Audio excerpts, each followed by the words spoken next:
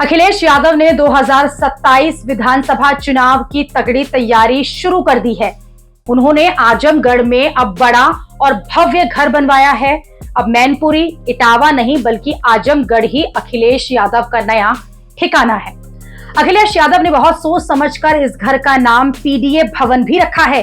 PDA की राजनीति ने ही अखिलेश यादव को लोकसभा चुनाव में बढ़त दिलाई थी। अखिलेश यादव का ये नया घर 2.25 एकड़ में फैला है और ग्राउंड फ्लोर पे बड़ा सा मीटिंग हॉल है। फर्स्ट फ्लोर पर अखिलेश यादव रहेंगे। इस कैंपस के अंदर जनसभा भी हो सकती है।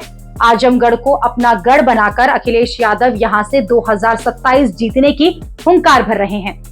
अखिलेश यादव का तर्क है कि यूपी में जो लोकसभा चुनाव जीतता है वही विधानसभा में बाजी मारता है।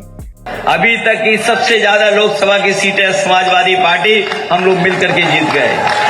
ये इंडिया गठबंधन की ताकत, पीडीए की रणनीति ने मिलकर के हमें उत्तर प्रदेश में दोनों दलों को नंबर 1 पर पहुंचा दिया। नंबर 1 पर पहुंचे गए हम लोग। और इतिहास ये भी बताता है कि जो लोकसभा जीतता है वही विधानसभा जीतता है। अखिलेश यादव ने आजमगढ़ को ही अपना नया ठिकाना क्यों बनाया है, उसकी वजह भी समझ लीजिए। आजमगढ़ से अखिलेश यादव पूर्वांचल को साधने की कोशिश कर रहे हैं। सत्ता वापसी के लिए पूर्वांचल बहुत ही महत्वपूर्ण है। पूर्वांचल के समीकरण अखिलेश यादव के पक्ष में भी दिख रहे हैं।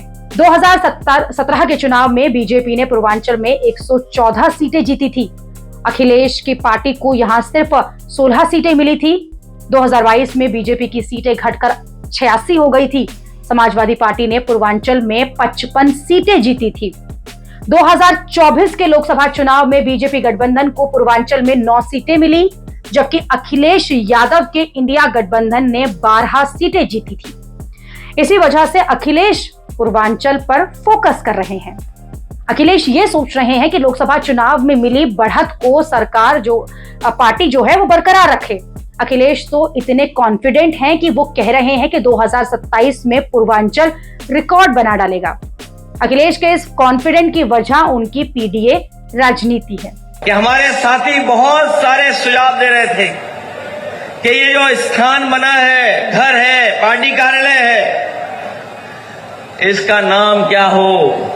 बहुत सारे सुझाव आए हैं, लेकिन मैं सोचता हूं मुझे जो समझ में आ रहा है, शायद हमें इस जगह का नाम और इस कार्यालय का नाम पीडीए भवन कर करके रखना चाहिए।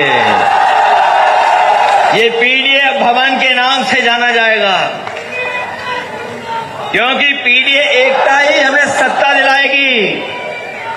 पीडीए एकता ही हमारे सामाजिक न्याय के राज की स्थापना का रास्ता खोलेगी।